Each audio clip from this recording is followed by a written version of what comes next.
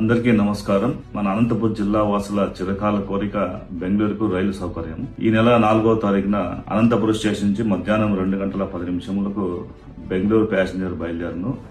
ఈ ప్యాసింజర్ ద్వారా మనందరికీ మంచి అవకాశం లభించింది. ఎందుకంటే అనునిత్యం అనంతపురం జిల్లా వాసులు బెంగళూరు నగరానికి అటు విద్యార్థులు గాని, యువత గాని, రైతులు గాని, పేదలు గాని, ఆరోగ్యపరంగా రోగులు గాని, అదేవిధంగా వ్యాపారస్తులు గాని వెళ్తూ ఉంటారు.